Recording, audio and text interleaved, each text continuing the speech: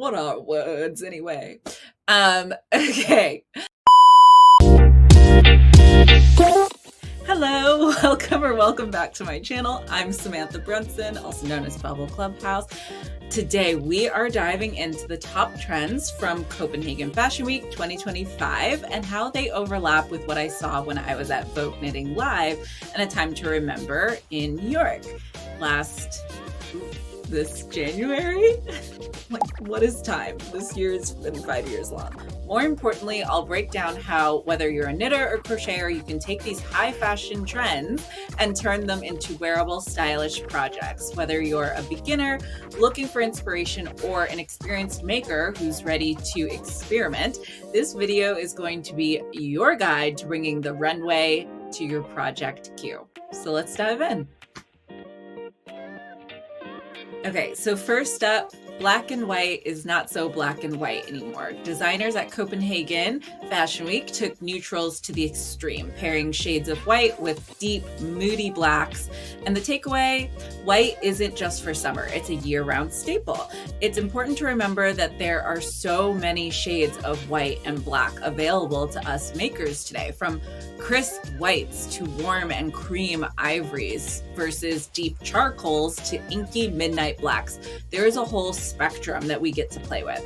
At VKL, no one did this better than a company called Harrisville Designs, whose nightshades and daylight lines turned heads. From afar, it looked like there were just two colors on display, a white and a black, but when you got up close, you realized that they offered over 10 nuanced shades in just the black color family alone. It was stunning. Layering isn't new, but Copenhagen Fashion Week took it to another level. There was a mixing of oversized coats, vests, sweaters in ways that felt effortlessly chic. The key, playing with proportions and textures. Try layering a knitted vest over a lightweight sweater for a structured look. Opt for an oversized cardigan that drapes beautifully, or experiment with textural contrast. Think chunky cables over smooth stockinette stitches. The key to nailing this trend is to stick with a cohesive color palette. Brands like Quince & Co., Julie Hoover, Mode at Rowan, all curate color collections across their yarn lines, so your layers will always match beautifully, even when you swap yarn weights and fibers from piece to piece. The countryside aesthetic is still going strong, and I think it's safe to say it's here to stay. Think rich cable knits, herringbone coats, and wool trousers in creamy oat shades. If you've been watching this new season of The Traders, then imagine Gabby and Sierra's wardrobes on steroids. At VKL, this trend translated almost directly into what I saw on the marketplace. There was a noticeable shift towards practicality. So neutral, almost machine look knits elevated through stitch work like slip stitches, seed stitching, and ribbing. To achieve this look in your own wardrobe, stick to classic stitches that add subtle texture. Look for natural fibers for that more rustic feel. So I have to be honest, I've never actually been the hugest fan of this particular trend. Obviously, I'm a little bit over the top for this, in case you haven't caught that. But I did love brands that took traditional cable knits and added unexpected twists to them, like embroidery on top of a very neutral base for a more modern and more whimsical take on the trend. On the opposite side of my personal favorite aesthetic, snoods, balaclavas, and skinny scarves are officially back, and this is one of my absolute favorite trends that has been going around. And honestly, did those trends ever leave? I feel like I've been rocking them since I could. That sentence didn't go anywhere.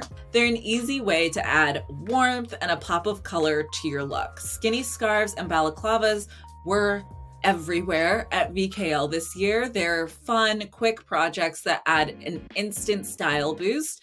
And actually, I was chatting with Zandy Peters about this recently, and he mentioned that he thought that this trend could potentially be tied to the lower buy-in that's needed to make a project like this. And I think he might be onto something on that, but let me know in the comments below if you agree that those two things might be linked. The Sophie scarf was a popular item at VKL, and I even wrote about my first Sophie scarf recently for Modern Daily Knitting. You can go check that out, and I'll link it in the description below.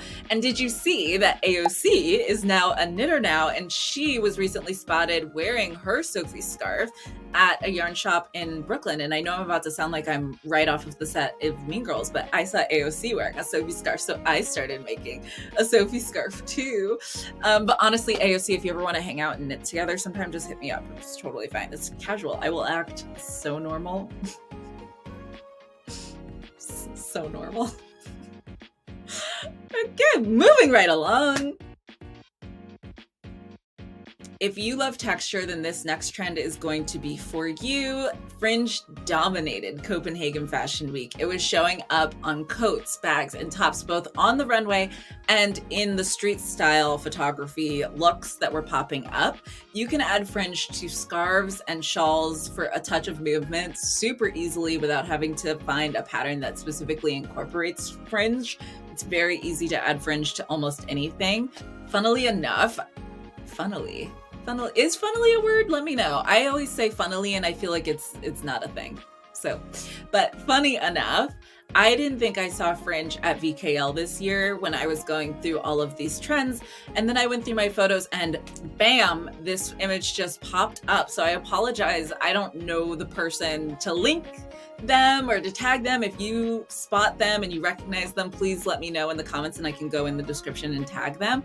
I think it's a perfect example of how you can add matching fringe to a pattern, and as long as it's in the same color, you can add that texture without it feeling overwhelming to the project itself. Believe it or not, pink actually broke through the whites, blacks, and browns on the Copenhagen runways. Blazers, dresses, and even corduroy pink suits were popping up everywhere. It seems that pink is the new neutral. If bright pinks aren't your thing, that is okay. You can try a dusty rose or a blush tone for a softer take on this trend. And don't be afraid to mix pink with earthy neutrals. It balances out perfectly. Brands like The Wandering Flock carried a range of pinks with serious depth at VKL, but honestly, I saw pinks in almost every booth that I stopped in, both at VKL and at A Time to Remember. Bold pinks from Loop Yarn versus dusty pinks from Cowgirl Blues. And by the way, they have fantastic yardage at Cowgirl Blues. I'm a huge fan of their color range. All of that is to say that there is at least one shade of pink for every person. Not every fashion trend has made it to the yarn world yet, and vice versa. Here are some notable standouts. From Copenhagen, leopard print jackets and accessories were everywhere. The fashion girlies love them, but I haven't seen a designer tackle this in knitting yet. And if you have, please let me know. I think it's a really interesting pattern to try and incorporate into a knitting chart. I've seen a couple people attempt it, but I haven't seen it recently. Also, a trend that is near and dear to my heart is the Canadian tuxedo denim on denim. I personally love it, but translating it into a fiber has been tricky in the past. Again, I know some brands have attempted it, and I would love to see that in a chunkier yarn. Okay, so now some yarn trends that haven't quite translated into the fashion world as of today. I think we are like mid New York Fashion Week at the time of me recording this, so that statement might change by the time that this video goes up. But on the VKL side, sparkle was everywhere. And while New York Fashion Week has shown some sparkle so far, the yarn world is fully embracing that trend. Beading is also making a comeback, and as a beaded crochet fan, I am thrilled by this news. Next up, whimsical handcrafted details from colorwork yokes to embroidery and hand-carved buttons. The whimsy was dripping everywhere at VKL. I don't know if I like the word. Whimsy was everywhere at VKL. And personally, I think that Copenhagen Fashion Week could have definitely used a little bit more whimsy infused. So we'll see what happens next year. So what did we learn? Copenhagen Fashion Week and Vogue Knitting Live had a lot of overlap this year. I had a design teacher once tell me that you don't need to reinvent the wheel. Basically, everyone is pulling from the same well of inspiration. Two people can have the exact same idea and execute it completely differently, which is exactly what's happening in these situations. The good news, we as makers get to take that inspiration and make it our own in our projects and in our designs if you're a designer.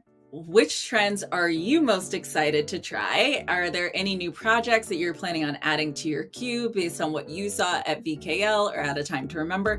Drop them in the comments below. And before I go, today's pattern of the video is ding, ding, ding, ding, ding. You can find my patterns on Ravelry and on Etsy, and that will all be linked below. And until next time, makers, happy crafting, and I'll see you in the next one. Bye-bye. Bye.